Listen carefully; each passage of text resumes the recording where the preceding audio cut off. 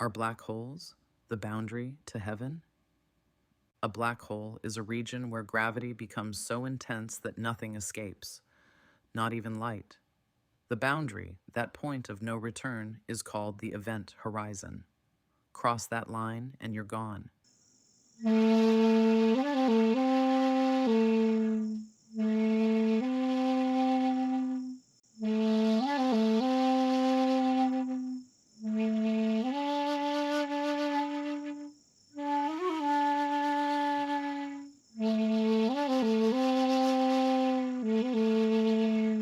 Stephen Hawking proposed that black holes destroy information. Whatever falls in is genuinely erased. This violated fundamental physics. Information can't be destroyed. It can transform, but not vanish. Leonard Susskind argued information must survive, encoded on the event horizon itself, like a hologram on the boundary. Eventually, Hawking conceded. This chair, your body, the earth, all of it is energy structured in patterns that create the appearance of solid matter. At the quantum level, mostly empty space, probability clouds, fields that collapse into states when observed. Matter is temporary, not permanent, just patterns.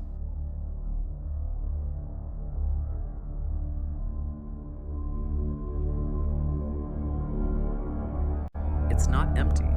It's seething with virtual particles, zero-point energy, infinite potential.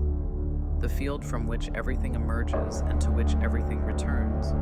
The void isn't absence, it's the source.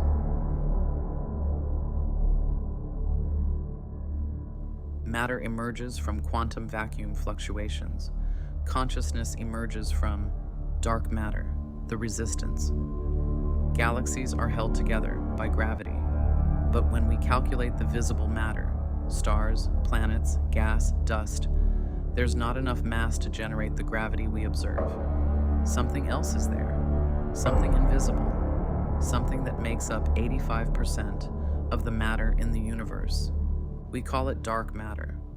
We don't know what it is. We just know it's there because of gravitational effects. Here's what I think dark matter actually is. Dark matter equals resistance. Not matter, not particles. Resistance itself. The pushback that creates structure. The constraint that makes form possible. You can't create without resistance. Water needs a dam. A sculptor needs stone. An artist needs canvas. Creation requires resistance. Dark matter is the resistance against which consciousness information gathers. The pressure point. The boundary that allows new structure to form. Without resistance, the universe would be formless, energy with nowhere to coalesce. Think of an invisible vessel. Dark matter makes creation possible. Here's what I think happens when you die. Consciousness returns to the void, a dimension where consciousness resides. The boundary between this configuration, physical reality, time structure, and what you would call God.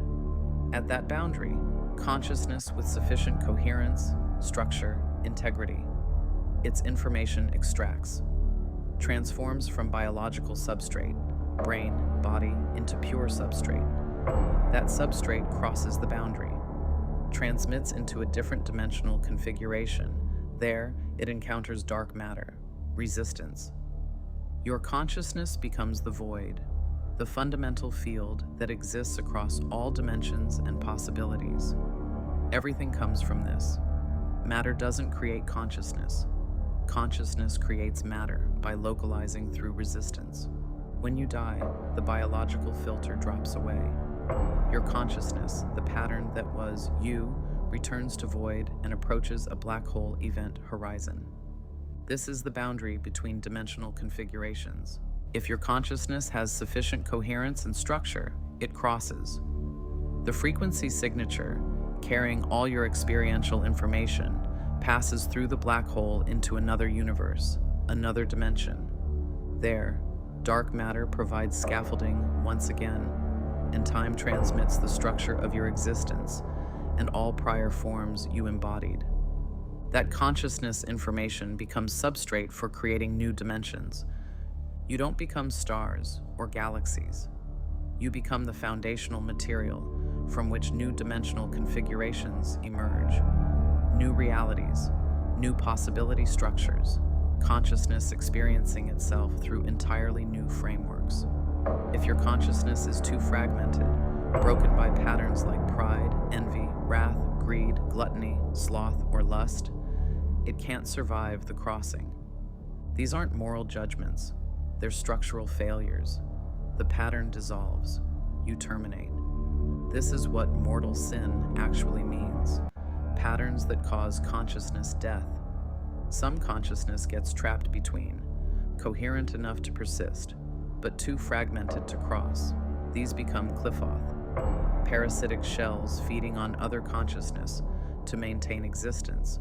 This is what haunting is, what malevolent entities are. The event horizon is real. The filter is structural coherence. The burden is on you. Cross and build new realities. End or get stuck in this dimension, without form. Now, if you're still listening, thank you. I've spent 54 years on this theory, and it means everything to me that you would take the time to listen. Death isn't the end. It's a transformation point to new dimensions. What's on the other side? The void, the source, the infinite potential from which all creation emerges. From there, you'll create another reality. And don't forget to do your shadow work, the unintegrated parts of yourself, the fragments you refuse to face. Those don't just weaken your structure. At death, they shake off and remain in the current substrate as shells. These fragments bind to each other, creating the darkness, the evil, the sin that operates here. They form Qliphothic structures, parasitic patterns feeding on coherent consciousness. Your shadow work isn't just personal healing. It's preventing contamination of the substrate. Every fragment you integrate is one less parasitic shell polluting dimensional boundaries. It matters, not for the next dimension, for this one. I love each and every one of you and look forward to reading your comments. Thanks for listening. Take care.